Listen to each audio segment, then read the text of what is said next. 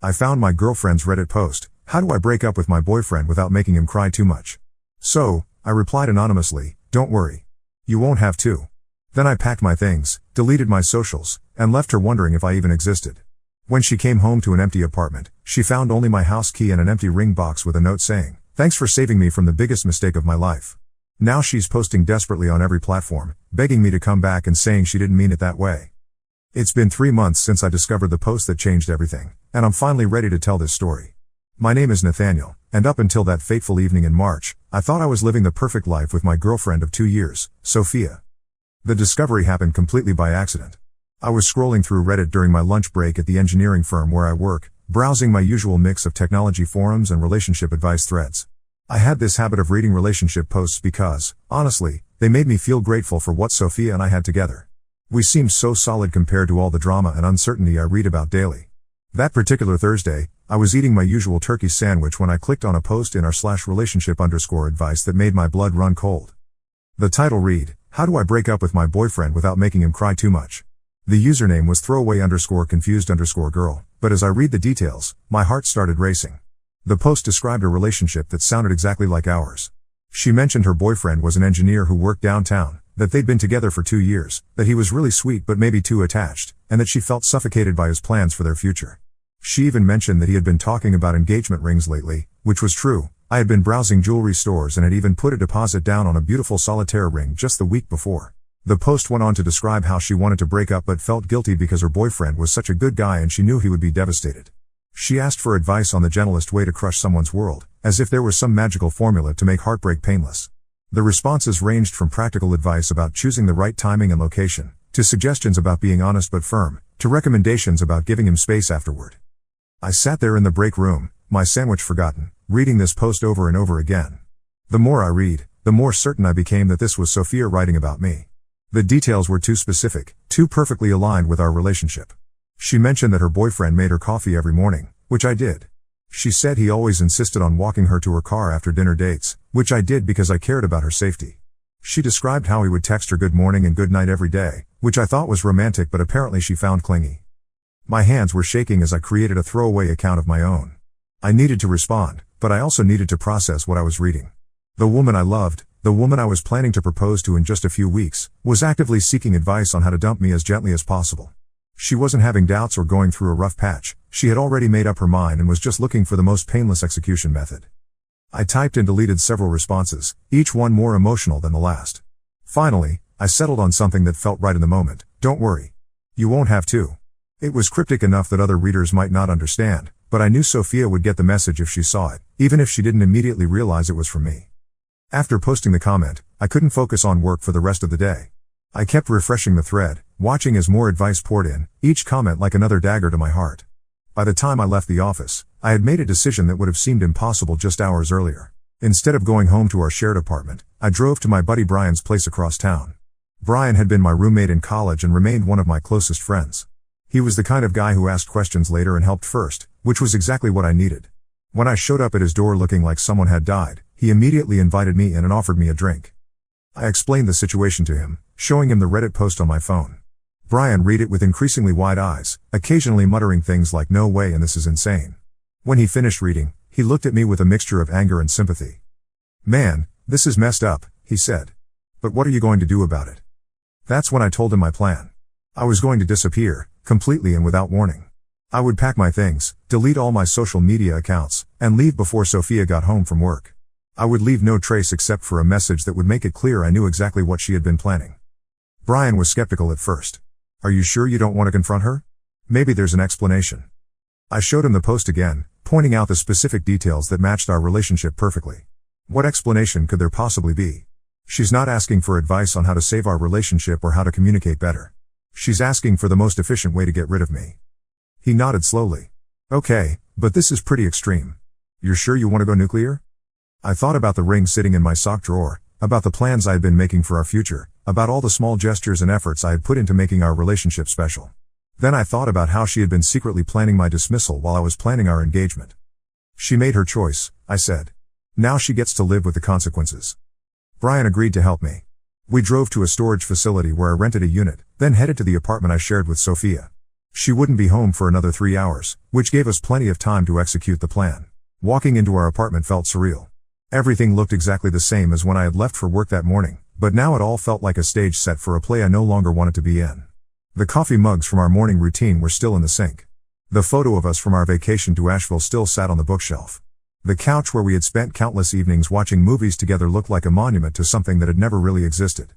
I started with my clothes, methodically packing everything into boxes and suitcases. Brian helped me load my books, my electronics, and my personal items. We were careful not to disturb anything of Sophia's, and I made sure to leave behind anything that was technically ours rather than mine. I didn't want to give her any reason to claim I had stolen anything. The hardest part was the ring. I had hidden it in my sock drawer, wrapped in the original jewelry store box. I had been so excited when I bought it, imagining the look on her face when I proposed, picturing our future together. Now, looking at that small velvet box, I felt nothing but emptiness. I decided to leave the box behind, but empty. I wrote a simple note and placed it inside. Thanks for saving me from the biggest mistake of my life. I left the empty box on the kitchen counter next to my copy of the apartment key. While I was packing, I systematically deleted all my social media accounts. Facebook, Instagram, Twitter, LinkedIn, everything. I cleared my browser history, logged out of all shared accounts, and removed my personal information from anywhere Sophia might think to look. I even deleted my email account and created a new one with a different provider. The whole process took about 2 hours. When we finished, the apartment looked almost exactly the same as before, except for the conspicuous absence of my belongings. My side of the closet was empty. My books were gone from the shelves. My coffee mug was missing from the kitchen cabinet. It was like I had been surgically removed from the space. Brian helped me move everything into the storage unit, and then I followed him back to his apartment. I would stay there while I figured out my next steps. As we drove away from the apartment complex, I felt a strange mix of sadness and relief. I was leaving behind 2 years of my life, but I was also escaping from what would have been a much more painful confrontation. That evening, I sat in Brian's living room, waiting. I knew Sophia usually got home around 6:30, and I found myself checking the clock every few minutes.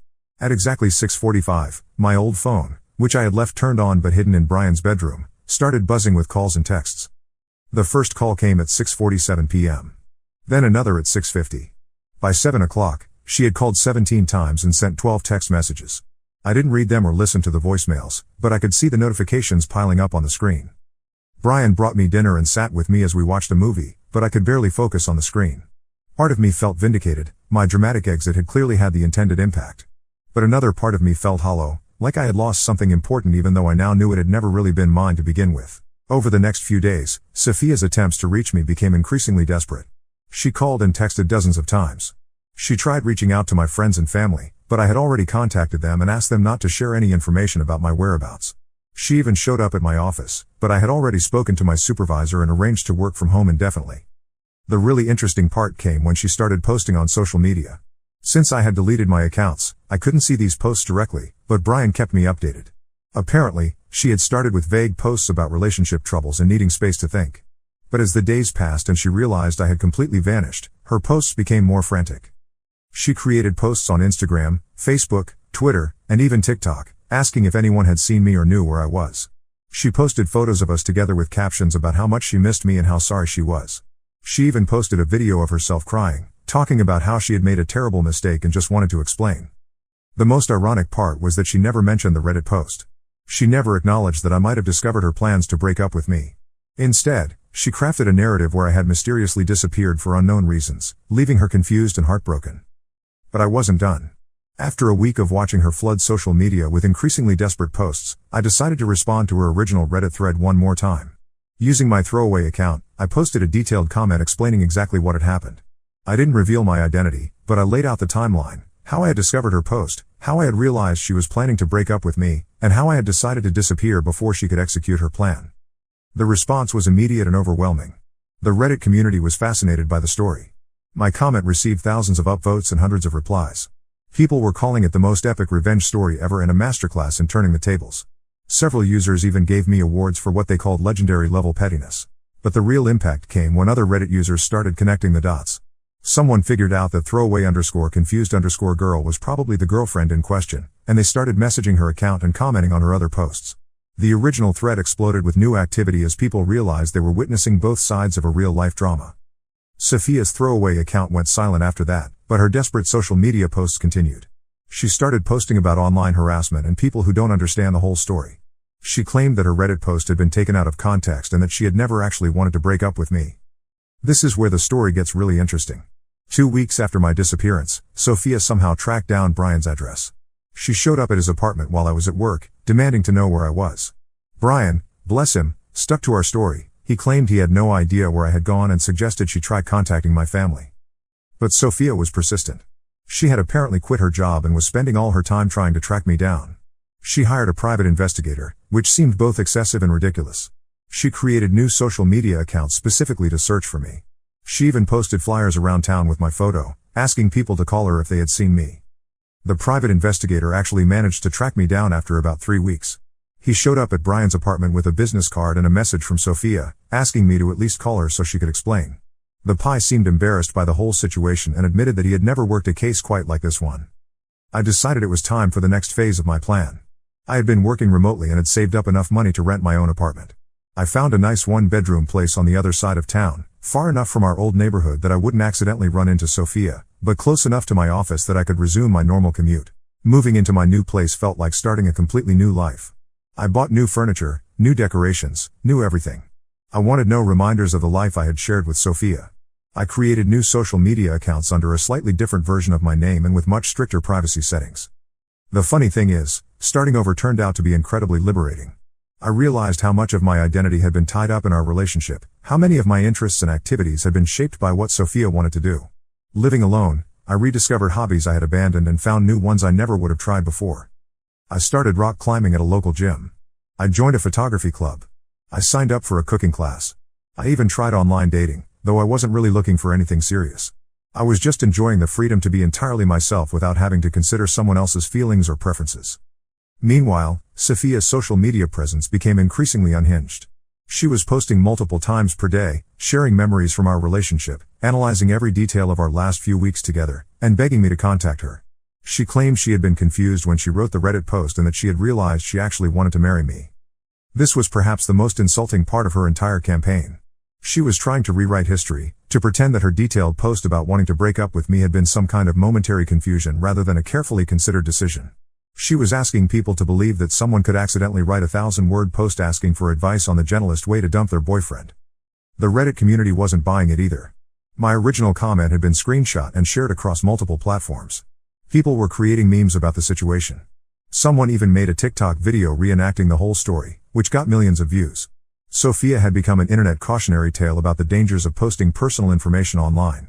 But the most satisfying part came about 2 months after my disappearance.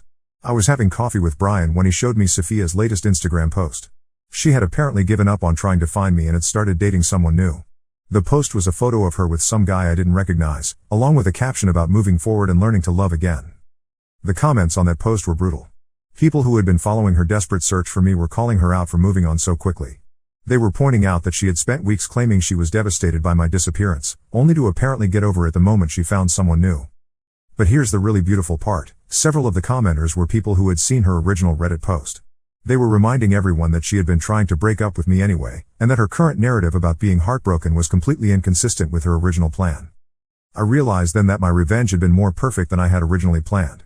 I hadn't just disappeared before she could break up with me, I had created a situation where her own words were being used against her in the court of public opinion. Every time she tried to play the victim, people could point to her original post as evidence that she had been planning to leave me anyway. The final twist came about 3 months after my disappearance. I was at the grocery store when I literally bumped into Sophia in the cereal aisle. She was with the new guy from her Instagram post, and for a moment, all three of us just stood there in awkward silence. Sophia looked like she had seen a ghost. "Nathaniel," she whispered. "I've been looking everywhere for you." I smiled politely and said, "Hi, Sophia. How are you doing?" She started crying right there in the cereal aisle. "I'm so sorry," she said. "I never meant for any of this to happen. That Reddit post, I was just confused. I didn't really want to break up with you." Her new boyfriend looked extremely uncomfortable and confused. I almost felt bad for him, walking into this situation with no context. "It's okay," I said calmly. "I'm actually grateful for that post. It helped me realize that we weren't right for each other." "But we were perfect together," she insisted. "I made a mistake. I've been trying to find you for months." I looked at her new boyfriend, then back at her. "It looks like you've moved on pretty well. I'm happy for you." She followed me through the store, continuing to apologize and explain, while her new boyfriend trailed behind looking increasingly uncomfortable. I finally had to tell her firmly that I wasn't interested in rekindling our relationship and that she needed to respect my boundaries. As I drove home from the grocery store, I reflected on how different I felt compared to 3 months earlier. The man who had discovered that Reddit post had been devastated, heartbroken, and desperate. The man driving home now felt strong, independent, and genuinely happy with his life. I never did find out if Sophia ever figured out that I was the one who had replied to her Reddit post. She never mentioned it during our encounter at the grocery store, and I never brought it up. But I like to think that somewhere in the back of her mind, she knows that her plan backfired spectacularly. The truth is, she did me a favor. If I hadn't discovered that post, I would have proposed to her, and she would have either had to reject me or accept and then break up with me later. Either scenario would have been far more painful than what actually happened. Instead, I got to walk away with my dignity intact and my future wide open. These days, I rarely think about Sophia or our relationship. I've started dating someone new, a photographer named Amelia who I met at the photography club. She's nothing like Sophia, and that's exactly what I needed.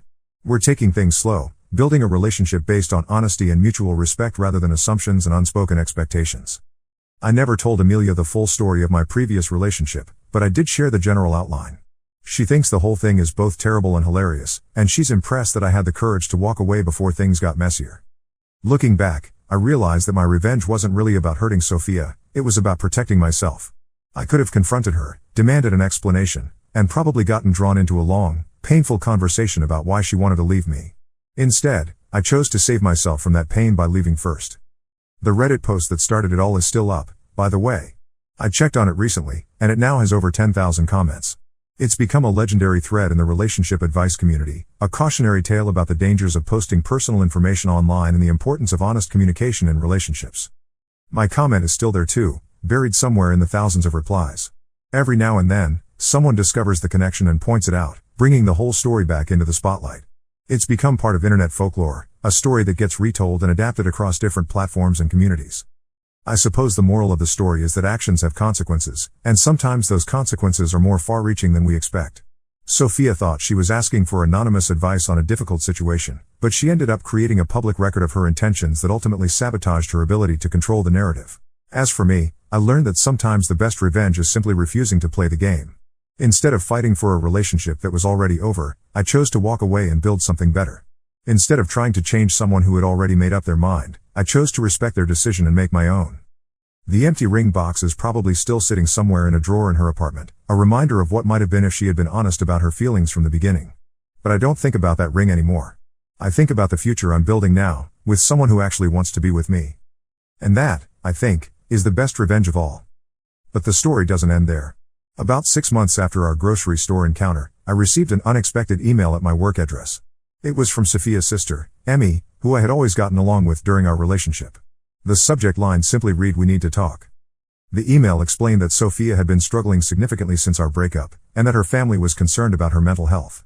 Emmy asked if I would be willing to meet with her to discuss the situation, not to reconcile with Sophia, but to help provide some closure that might allow everyone to move forward. I was hesitant at first. I had worked hard to build my new life, and I didn't want to get pulled back into the drama. But Emmy had always been reasonable, and I respected her enough to at least hear what she had to say. We agreed to meet at a neutral location, a coffee shop downtown that held no memories for either of us. Emmy looked tired when she arrived, and I could see the family resemblance to Sophia more clearly than I ever had before. We ordered our drinks and found a quiet corner booth where we could talk privately. "First," she said, "I want you to know that I'm not here to make excuses for Sophia or to try to get you back together. What she did was wrong, and I told her so." I nodded, appreciating her directness.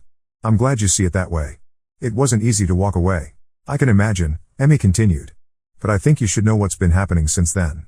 Sophia has been struggling. She lost her job because she was spending all her time trying to find you instead of working. She's been seeing a therapist, and some things have come to light that might help you understand why she acted the way she did." This caught my attention.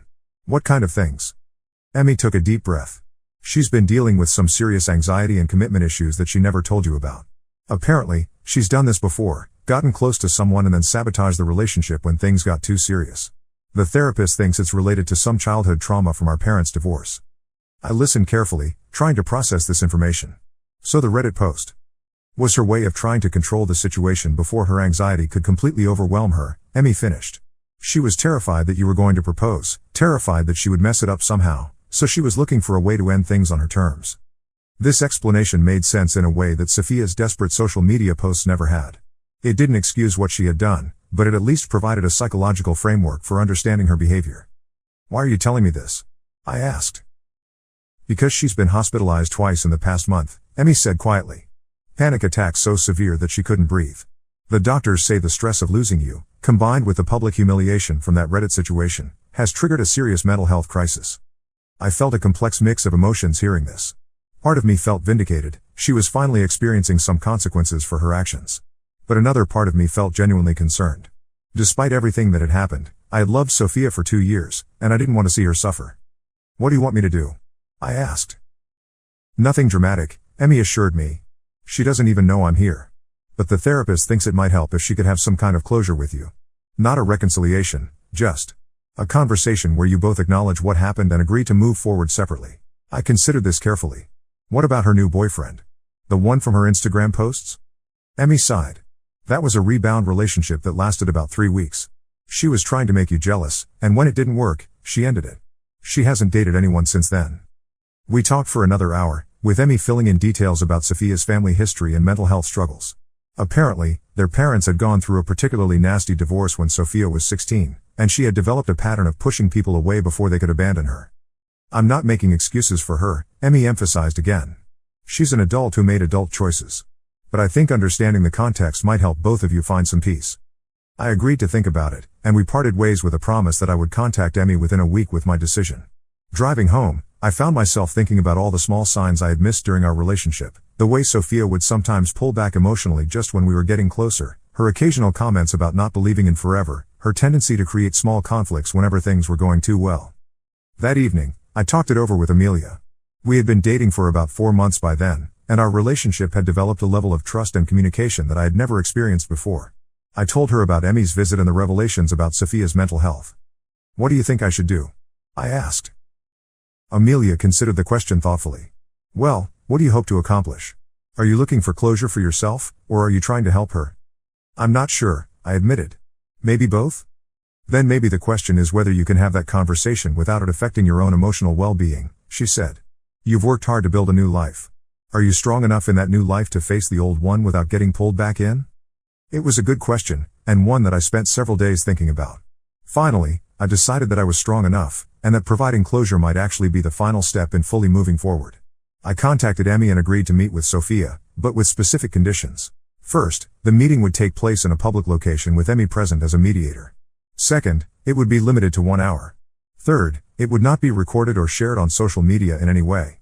And fourth, after this conversation, there would be no further contact between Sophia and me. Emmy agreed to these terms and arranged the meeting for the following Saturday at a quiet restaurant during the afternoon lull between lunch and dinner. I arrived a few minutes early and was surprised by how nervous I felt. I had been confident in my decision, but seeing the restaurant where we would meet brought back a flood of memories and emotions. Sophia arrived with Emmy, and I was shocked by how different she looked. She had lost weight, and not in a healthy way. Her clothes hung loosely on her frame, and there were dark circles under her eyes that makeup couldn't quite conceal. She looked fragile in a way that was completely at odds with the confident woman I had known. We sat down at a corner table, with Emmy positioned between us like a referee. For a few minutes, nobody spoke. Finally, Sophia broke the silence. "Thank you for agreeing to meet with me," she said quietly. "I know you didn't have to do this." Emmy thought it might help both of us, I replied carefully. Sophia nodded. "I want to start by apologizing. Not just for the Reddit post, but for everything. For not being honest with you about my feelings, for not trusting you enough to talk about my fears, and for putting you in a position where you felt like you had to disappear. This was not what I had expected. The Sophia I remembered would have made excuses or tried to shift blame. This version seemed genuinely remorseful and self-aware. "I appreciate the apology," I said. "But I need you to understand that what you did wasn't just a mistake or a moment of confusion. You spent time crafting that post, thinking about how to break up with me while I was planning to propose to you. That level of deception was devastating." She started crying, but quietly, without the dramatic sobbing I had witnessed in the grocery store. "I know," she whispered. "I know it was horrible. I was so scared of hurting you that I ended up hurting you in the worst possible way." We talked for the full hour, with Emmy occasionally stepping in to keep the conversation focused and productive. Sophia explained her anxiety around commitment, her pattern of sabotaging relationships, and her genuine regret about how everything had unfolded. She also acknowledged the impact of my disappearance and the subsequent social media fallout. "I deserved what happened," she said at one point. I made a private decision public, so I couldn't complain when the consequences were public too. I found myself feeling something I hadn't expected: forgiveness. Not the kind of forgiveness that would lead to reconciliation, but the kind that would allow me to let go of the anger and resentment I had been carrying. I forgive you, I said finally. Not because what you did was okay, but because holding on to anger was hurting me more than it was hurting you. The conversation ended with both of us acknowledging that our relationship was truly over, but that we could both move forward without carrying the weight of unresolved conflict. Sophia thanked me again and promised to respect the boundary of no further contact. As I drove home from that meeting, I realized that this felt like the real end of our relationship. The dramatic disappearance had been satisfying in the moment, but this quiet conversation had provided the actual closure that both of us needed. Amelia was waiting for me when I got home, having prepared my favorite dinner as a way of supporting me through what she knew would be an emotionally challenging day. Over dinner, I told her about the conversation and how it had affected me. "I'm proud of you," she said. "It takes strength to face something like that with compassion instead of just anger." "I think I needed to do it," I replied. Not for her, but for myself. I needed to know that I could be the bigger person. The weeks that followed were peaceful in a way that I hadn't experienced since the whole ordeal began. I no longer felt the need to check if Sophia was posting about me or trying to track me down. I stopped looking over my shoulder when I was out in public, no longer worried about unexpected encounters. For the first time in months, I felt completely free of the past. My relationship with Amelia continued to deepen and grow stronger. We started talking about moving in together, and unlike with Sophia, these conversations felt natural and comfortable. There were no hidden anxieties or unspoken fears, just two people who enjoyed each other's company and wanted to build something together. About a year after my meeting with Sophia, I received one final piece of information about her through Emmy. We had stayed in occasional contact, not about Sophia but because we had developed a genuine friendship during the mediation process. Over coffee one afternoon, she mentioned that Sophia had moved to another city to take a new job and continue her therapy. "She's doing better," Emmy reported. "She's been in therapy for over a year now, and she's learned a lot about herself. She's not dating anyone, but she seems more at peace than she's been in years." I was genuinely glad to hear this. Despite everything that had happened, I wanted Sophia to be happy and healthy. Her well-being didn't affect my life anymore, but knowing that she was working on herself made me feel better about how everything had ended. "Has she ever mentioned me?" I asked, more out of curiosity than any remaining emotional investment. "Only once," Emmy said. "She told me that losing you taught her that she couldn't keep running from commitment forever. She said she hopes someday she'll be healthy enough to have the kind of relationship she threw away with you." This struck me as both sad and hopeful. Sad because it had taken losing something good for her to recognize her patterns, but hopeful because she seemed to be genuinely working on changing those patterns. Meanwhile, my own life had continued to evolve in positive directions. Amelia and I had indeed moved in together, and living with her was everything that living with Sophia should have been. We communicated openly about everything, from household responsibilities to future plans. We supported each other's individual interests while also building shared experiences. Most importantly, we trusted each other completely. The contrast was striking. With Sophia, I had often felt like I was walking on eggshells, trying to be the perfect boyfriend to keep her happy. With Amelia, I could just be myself, knowing that she loved me for who I actually was rather than who I thought she wanted me to be. One evening, about 18 months after the whole Reddit incident, Amelia and I were cooking dinner together when she brought up something that had been on her mind. "I've been thinking about that story you told me," she said. "About your ex and the Reddit post. What about it?" "I think what you did was brilliant," she said.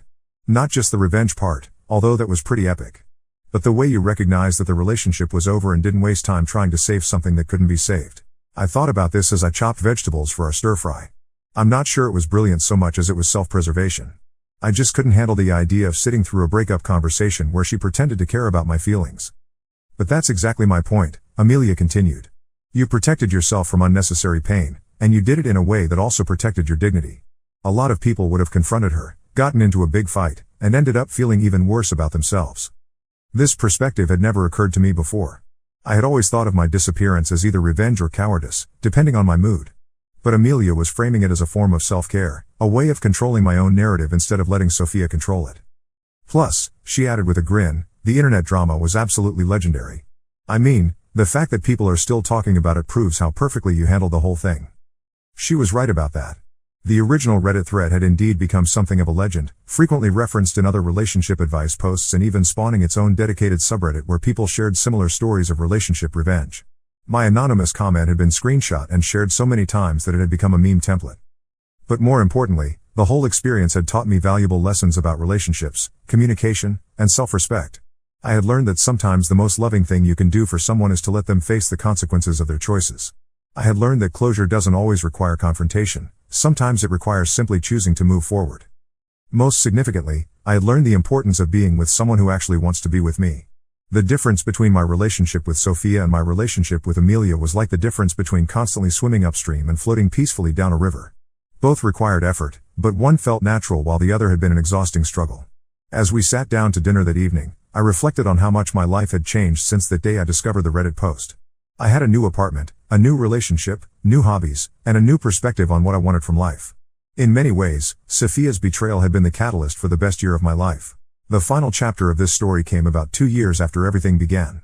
I was at the photography club's annual exhibition, where several of my landscape photographs were being displayed, when I ran into someone I hadn't expected to see, Sophia's private investigator. He approached me during the reception, looking slightly embarrassed. "Nathaniel? I'm not sure if you remember me, but I'm Detective Bailey. I worked for your ex-girlfriend a few years ago." I remembered him, the slightly apologetic man who had tracked me down at Brian's apartment. "Of course. How are you doing?" "I'm well, thank you. I actually wanted to apologize for that whole situation. In 30 years of investigation work, that was definitely the strangest case I ever worked on." We talked for a few minutes about his work and my photography, and then he mentioned something that surprised me. "You know, after I closed that case, I started following the whole Reddit story online. I have to say, what you did was masterful.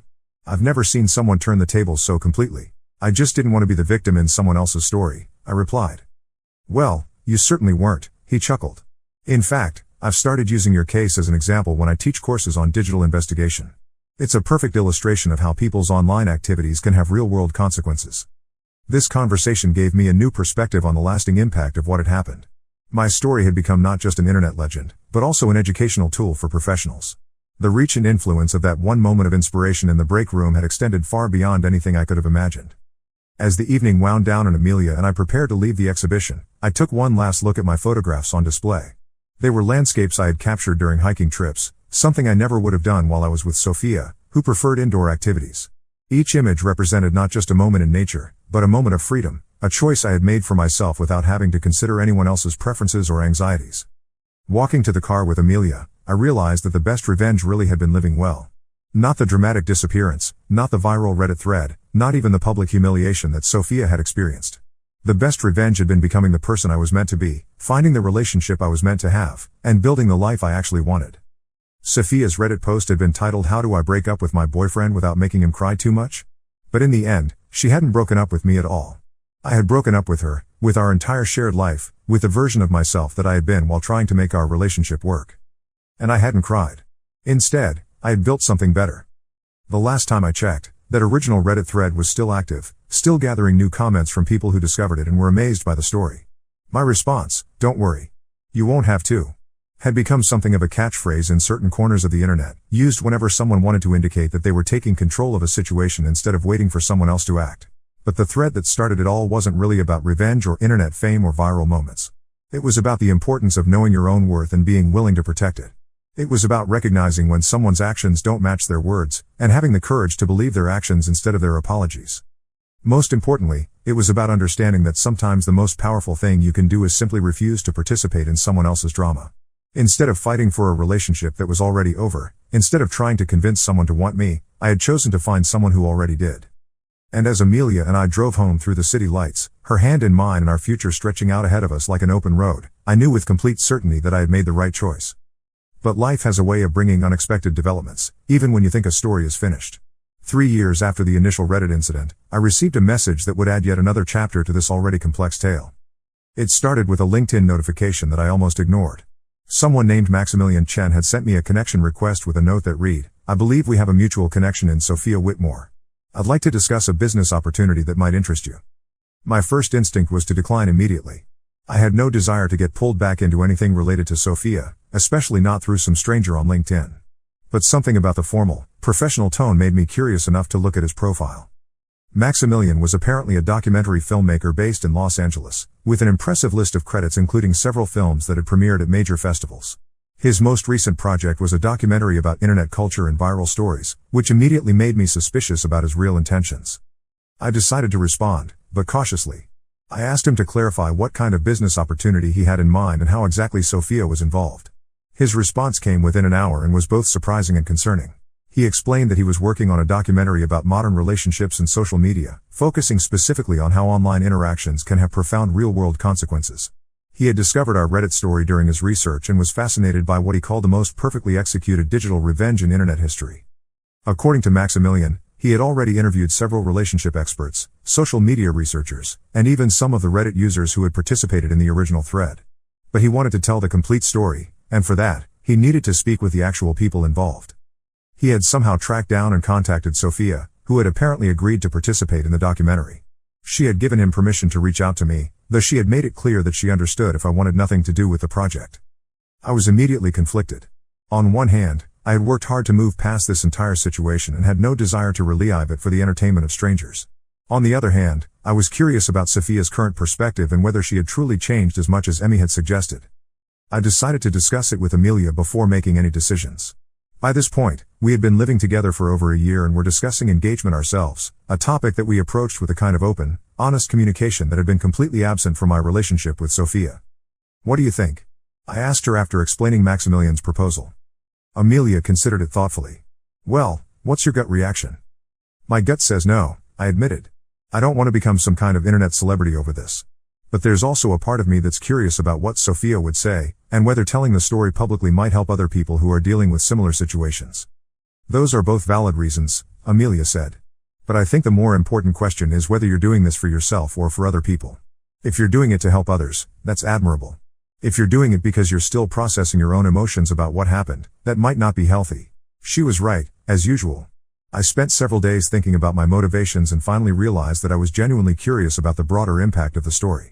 Over the years, I had received dozens of messages from people who had read about the Reddit incident and said it had helped them recognize toxic patterns in their own relationships or given them the courage to leave situations that weren't serving them. I contacted Maximilian and agreed to a preliminary conversation, with the understanding that I could withdraw from the project at any time if I became uncomfortable. We arranged a video call for the following week. The conversation was more professional and thoughtful than I had expected. Maximilian wasn't looking for sensationalism or drama, he was genuinely interested in exploring the psychological and social dynamics that had made our story so compelling to so many people. "What fascinates me," he explained, "is how your response turned what could have been a typical breakup story into something that resonated with millions of people. You tapped into something universal about dignity, self-respect, and the power of controlling your own narrative." He had clearly done his research. He understood the timeline of events, the various social media platforms where the story had spread, and even some of the academic papers that had been written about our case by researchers studying online behavior and relationship dynamics. "Have you spoken with Sophia yet?" I asked. "I have," he confirmed. "She was very open about her mistakes and the psychological issues that led to her behavior. She's actually become quite an advocate for mental health awareness and healthy relationship communication." This intrigued me. I had wondered over the years whether Sophia had truly changed or if her remorse during our closure conversation had been temporary. "What did she say about my response?" I asked. Maximilian smiled. "She said it was the wake-up call she needed, even though it was incredibly painful at the time. She actually credits your disappearance with forcing her to confront her patterns and get the help she needed." Over the course of our conversation, I found myself becoming genuinely interested in participating in the documentary.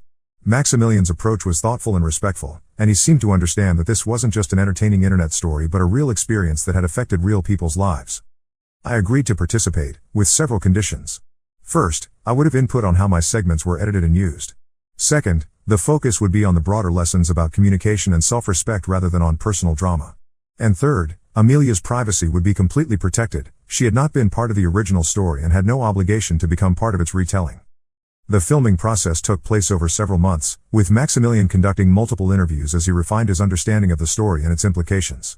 He also filmed some reconstruction scenes, using actors to recreate key moments like my discovery of the Reddit post and the process of packing my belongings. One of the most interesting parts of the process was seeing the breadth of people who had been affected by our story. Maximilian interviewed relationship therapists who had used our case as an example in their practice, social media researchers who had studied the viral spread of the Reddit thread, and even legal experts who discussed the implications of online privacy and digital retaliation. But perhaps most compelling were the interviews with ordinary people who had been influenced by the story. A woman named Isabella talked about how reading the Reddit thread had given her the courage to leave an emotionally abusive relationship. A man named Percival described how it had helped him recognize his own pattern of pursuing people who weren't genuinely interested in him. It wasn't just the revenge aspect, Isabella explained in her interview. It was seeing someone choose their own dignity over trying to save a relationship that was already over. It made me realize that I had been fighting for relationships that the other person had already checked out of. These interviews helped me understand why our story had resonated so widely. It wasn't really about the dramatic elements or the internet fame, it was about the fundamental human need to feel valued and respected in relationships, and the courage required to walk away when those needs aren't being met. The most challenging part of the documentary process was the joint interview that Maximilian arranged between Sophia and me. This was the first time we had spoken since our mediated conversation 2 years earlier, and both of us had continued to grow and change since then. Sophia looked healthier than she had during our closure meeting, but there was also a maturity and self-awareness in her demeanor that hadn't been there before. When Maximilian asked her to reflect on her original Reddit post, she was unflinchingly honest about her motivations and mistakes. I was terrified of commitment, but instead of talking to Nathaniel about that fear, I tried to engineer a situation where I could leave without taking responsibility for the decision, she said. I wanted to be the victim of circumstances rather than the architect of my own choices. When it was my turn to respond, I found that I could discuss the situation with genuine objectivity. The hardest part wasn't the fact that she wanted to break up with me, I said. It was the deception. If she had come to me and said she was having doubts or needed space, we could have had an adult conversation about it. Instead, she was making plans behind my back while I was making plans for our future. Sophia nodded as I spoke, and I could see that she truly understood the impact of her actions in a way that she hadn't during our original relationship. I think what I've learned, she added, is that trying to protect someone from pain often causes more pain than being honest would have. I thought I was being kind by looking for a gentle way to break up with him, but I was actually being cruel by making unilateral decisions about our relationship. The conversation continued for nearly 2 hours, covering everything from our individual growth since the breakup to our perspectives on healthy relationship communication. By the end, I felt a sense of completion that I hadn't realized I was still seeking. As the documentary project progressed, I began to see our story in a broader context. Maximilian interviewed experts who explained how social media had changed the dynamics of modern relationships, creating new opportunities for both connection and betrayal. Our case became a lens through which to examine larger questions about privacy, accountability, and the permanent nature of digital communications. Dr. Ophelia Hartwell, a relationship researcher at a prestigious university, provided particularly insightful commentary. What makes this case so interesting, she explained, is how it demonstrates the power imbalance that exists when one person in a relationship is operating with hidden information. Sophia had already decided to end the relationship, but Nathaniel was still investing emotional energy and making future plans based on incomplete information. The documentary also explored the phenomenon of viral storytelling and how certain narratives capture the public imagination. According to Dr. Cornelius Blackwood, a media studies professor, our story succeeded because it combined several powerful elements: betrayal, justice, clever retaliation, and ultimate redemption. It's essentially a modern morality tale, he explained. The wronged party doesn't seek destructive revenge, but instead chooses dignity and self-preservation. The outcome suggests that good things come to those who value themselves enough to walk away from toxic situations. As the documentary neared completion, Maximilian showed me some of the preliminary cuts. I was amazed by how he had woven together all the different interviews and perspectives to create a cohesive narrative that was both entertaining and educational. The film didn't just tell our story, it used our story to explore broader themes about modern love, digital communication, and personal growth. It became less about Sophia and me specifically and more about the universal human experiences of betrayal, forgiveness, and resilience. One of the most powerful segments featured follow-up interviews with some of the people who had commented on the original Reddit thread. Seeing their faces and hearing their voices as they reflected on why the story had affected them so deeply was genuinely moving. A user who went by the handle Lost in Love 23 had written one of the most upvoted comments on the original thread, and in the documentary, she revealed that she was actually a marriage counselor who had been going through her own relationship struggles at the time. Reading that story made me realize that I was giving advice to clients that I wasn't following in my own life, she said. I was telling people to communicate their needs and set boundaries, but I was staying in a relationship where my needs weren't being met because I was afraid of being alone. These personal revelations from strangers who had been touched by our story helped me understand the ripple effects of what had started as a private moment of discovery in my office break room. The documentary premiered at a film festival 8 months later, and both Sophia and I attended the screening. It was surreal sitting in a theater full of strangers watching our personal story unfold on the big screen, but the thoughtful way Maximilian had approached the subject matter made it feel respectful rather than exploitative. During the Q&A session after the screening, an audience member asked if Sophia and I had remained in contact after making the film. We haven't, I answered honestly. And I think that's actually healthy for both of us. We were able to achieve closure and understanding through this process, but that doesn't mean we need to be part of each other's ongoing lives. Sophia nodded in agreement. Sometimes the most loving thing you can do for someone is to let them move forward without you, she added. I think we both needed to become different people than we were when we were together, and that required space from each other.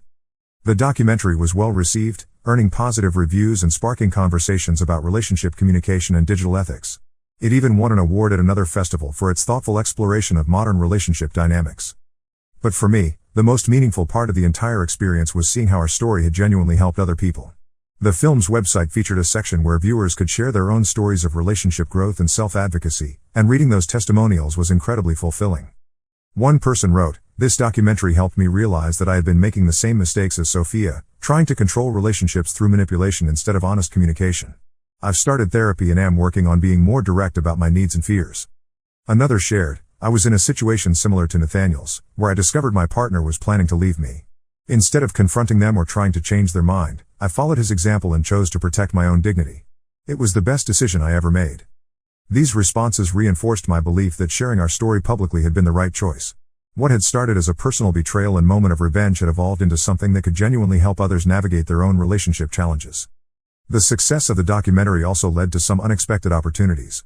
I was invited to speak at several conferences about digital communication and relationship authenticity. I even co-authored an article with Dr. Hartwell about the importance of transparent communication in modern relationships. But perhaps the most significant development was how the entire experience affected my relationship with Amelia. Watching me revisit my past with such perspective and maturity seemed to deepen her respect for me, and seeing how I handled the documentary process with integrity strengthened her confidence in our future together. One evening, about a month after the documentary premiere, we were cooking dinner together when Amelia brought up something that had been on her mind. "I've been thinking about the documentary and everything you've been through," she said. "And I realized something that I want to share with you." I looked up from the vegetables I was chopping. "What's that?" "I think the reason our relationship works so well is because you learned from that experience with Sophia, but you didn't let it make you cynical or closed off," she explained. "You could have decided that all relationships were risky and kept your guard up forever. Instead, you used it as an opportunity to become more authentic and open." This observation touched me deeply because it reflected something I had been thinking about myself. The experience with Sophia could have made me suspicious of future partners or reluctant to be vulnerable again. Instead, it had taught me the importance of being with someone who was as committed to honesty and growth as I was. "I think meeting you helped with that," I replied. "You made it safe for me to be open again because you've always been so consistent in your words and actions." That conversation led to us discussing our own future more seriously than we ever had before. Unlike my relationship with Sophia, where talks about the future had felt fraught with unspoken anxieties, our conversations about marriage and long-term commitment felt natural and exciting. 6 months later, I proposed to Amelia during a hiking trip in the mountains, something that felt perfectly fitting given how much my love of outdoor photography had become part of my post-Sophia identity. She said yes, and we began planning a wedding that would reflect who we actually were rather than who we thought we should be. As I write this, the original Reddit thread is still active, still occasionally gaining new comments from people who discover it and are amazed by the story. It has become a permanent part of internet folklore, referenced in articles about relationship advice and digital culture. But more importantly, it has become a reminder to me of how much can change when you have the courage to value yourself enough to walk away from situations that don't serve you. The man who discovered that Reddit post 5 years ago was devastated and heartbroken. The man writing this today is engaged to an amazing woman, has a career he loves, hobbies that fulfill him, and a perspective on relationships that is grounded in mutual respect and honest communication. Sometimes people ask me if I regret how dramatically I handled the situation with Sophia. They wonder if I should have given her a chance to explain or tried to work things out. My answer is always the same: I regret that the situation happened at all, but I don't regret my response to it. That response, choosing my own dignity over fighting for a relationship that was already over, set the tone for every relationship decision I've made since then. It taught me that love isn't about convincing someone to want you, it's about finding someone who already does and building something beautiful together based on mutual choice and respect. And that, more than any viral internet story or documentary film, is the real happy ending to this tale.